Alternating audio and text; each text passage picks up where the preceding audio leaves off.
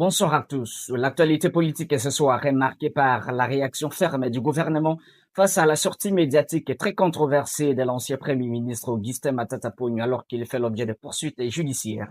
Des propos qui continuent de susciter de vives indignations au sein de l'opinion publique que celle de la République. Réagissant à cette prise de parole, le ministre Mouyaya, porte-parole du gouvernement, a été catégorique. Aucune personne crédible ne peut accorder foi à ces affirmations. Alors nous vous proposons de suivre les déclarations du Premier ministre honoraire Augustin Matata Ponyo et nous reviendrons sur les déclarations de Patrick Mouyal. Suivez. Je dois préciser que, en ce qui me concerne, du point de vue du droit, je n'ai jamais été condamné.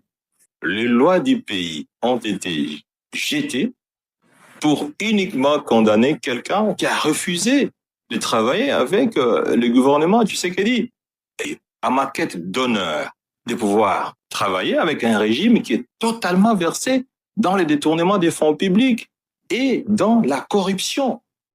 C'est dans ce contexte que le ministre de la Communication et des Médias est sorti de ce silence, dénonçant une gestion jugée chaotique et irresponsable. Le ministre rappelle que l'opinion publique congolaise a déjà tiré ses conclusions sur la gouvernance passée de l'ancien Premier ministre Matata Ponyo, notamment à travers les scandales rétatissants du parc agro-industriel de Bukangalonzo, un projet présenté comme structurant pour la souveraineté alimentaire, mais qui s'est soldé par une disparition de plus de 200 millions de dollars américains sans résultat tangible ni impact réel pour la population congolaise.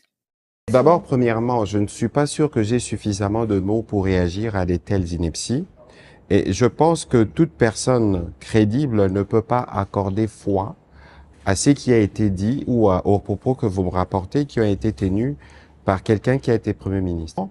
Il faut éviter de vouloir se donner des fleurs lorsque le peuple congolais s'est déjà fait son jugement sur lui. Et donc, moi, je ne vois pas pourquoi je perdrais mon temps et mes idées à commenter des propos d'une personne qui, visiblement, ne rappelle pas de bons souvenirs aux Congolais lorsqu'il était au restaurant.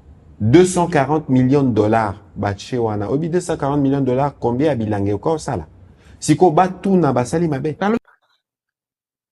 C'est par ici que nous bouclons notre siège d'actualité. Mesdames et messieurs, abonnez-vous à notre chaîne pour beaucoup plus d'actualité. Alors,